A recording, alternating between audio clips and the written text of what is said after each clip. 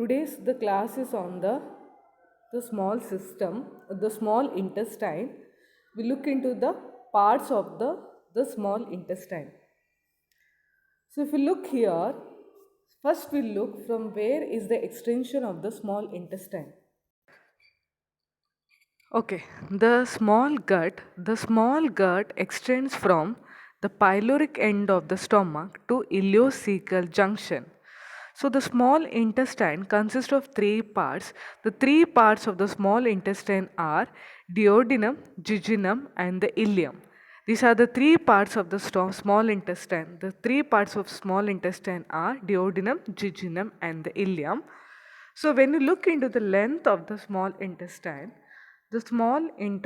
is about 6.5 meter in length, and it extends from pylorus of the stomach to cecum, that which I told you about the ileocecal junction of that. Okay, so it extends from pylorus of the stomach to cecum. This is the extension of the small intestine.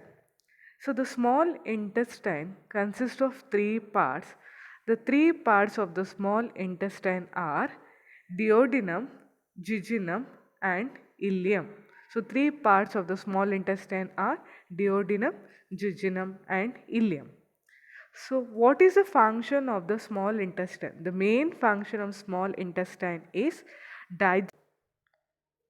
digestion and absorption are the main function of the small intestine. So first we look into the part that is called as a duodenum.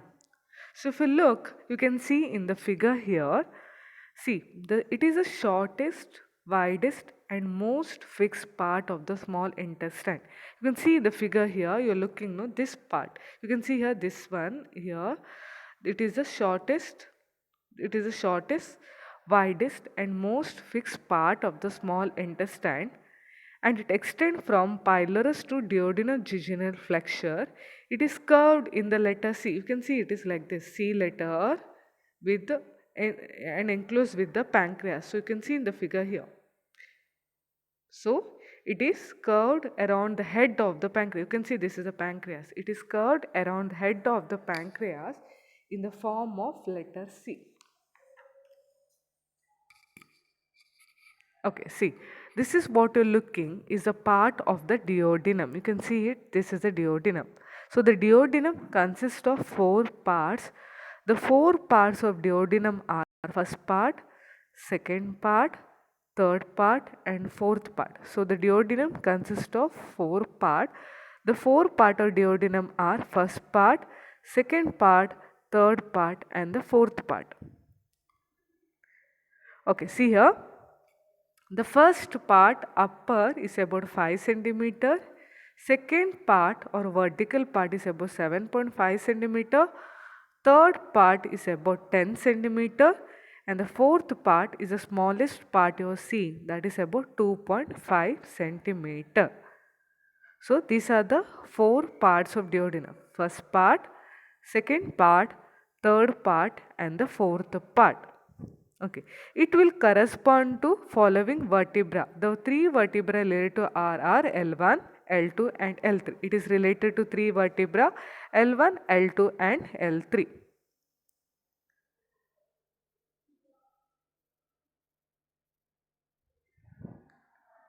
Okay, see here, you can see this is a part you are looking, that is called as the duodenum. Okay, so what you have to know in the duodenum, it is the main part, is the second part of the duodenum. The interior, if I tell you, the interior of the second part of the duodenum shows there are some features it shows, okay. There are two opening or two papillae in the second part of the duodenum. They are called as major duodenal papillae and minor duodenal papillae. So second part of duodenum consists of two papillae, major and the minor duodenal papillae. Major duodenal papillae, you can see here, this is called major duodenal papillae, which lies about 8 to 10 centimeter distal to pylorus. Pylorus is part of stomach. So you can tell major duodenal papillae lies about 8 to 10 centimeter distal to the pylorus end of the stomach. whereas minor you can see which will lie about 2 centimeter above it, which will lie about 6 to 8 centimeter from the distal end of the pylorus of the stomach. So these are the two papillae there, major and the minor. So major, in the major duodenum papillae you see the opening of the main pancreatic duct. Minor is for the accessory pancreatic duct. So you can see that is the bile duct from the liver. You can see here the bile duct from the liver and the pancreatic duct from the pancreas join to form a hepatopancreatic ampullae which will open into major duodenal papilla. So you can see here that is bile duct and the main pancreatic duct join to form hepatopancreatic ampulla which opens into the major duodenal papillae. So these are the features you have to learn about the second part of the duodenum.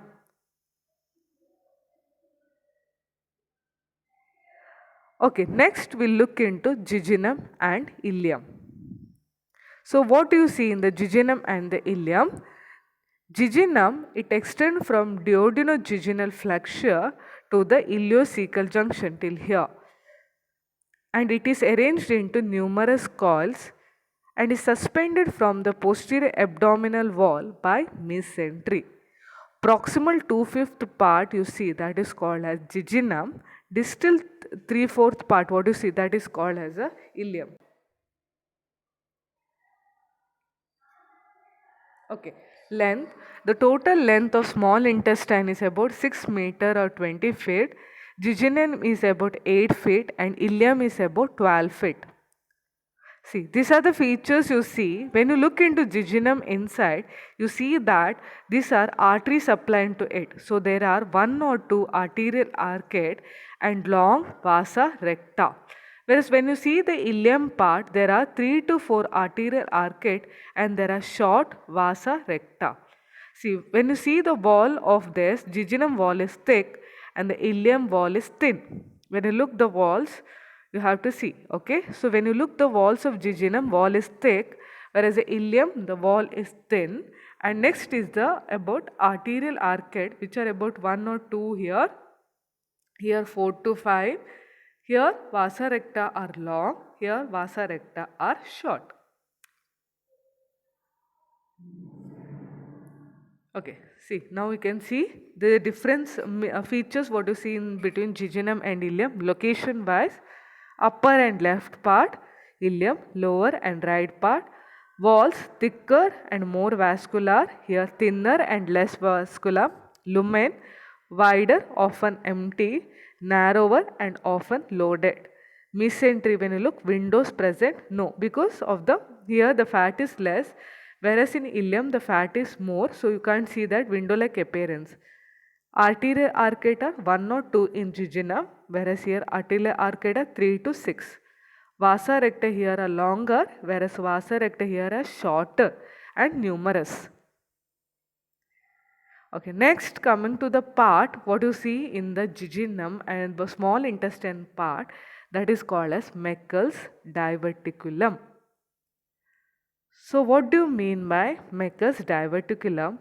The most common congenital anomaly of small bowel.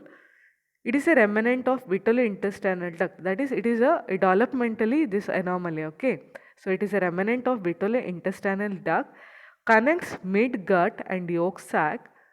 It has to normally disappear. Normally disappear in 7th week of intrauterine life, but it is present in some cases present in 2% of population. It follows a rule of 2. Okay, what does that mean?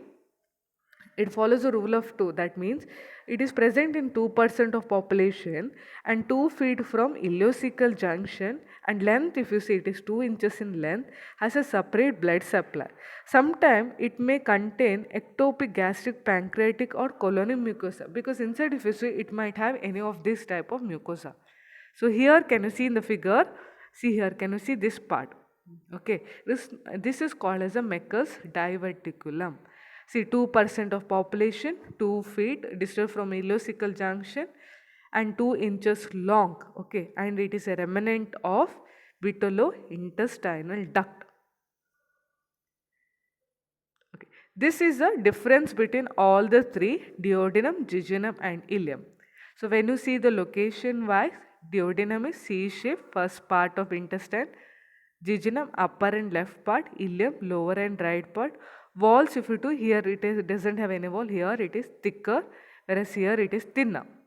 Lumen, wider and empty, narrow and full. Mesentery, we have talked, no, where you have seen. Here it is retroperitoneal, it is a fixed part, whereas here fat is less, one or two arterial arcade, no windows because more fat is present. So 3 to 6 arterial arcades are seen.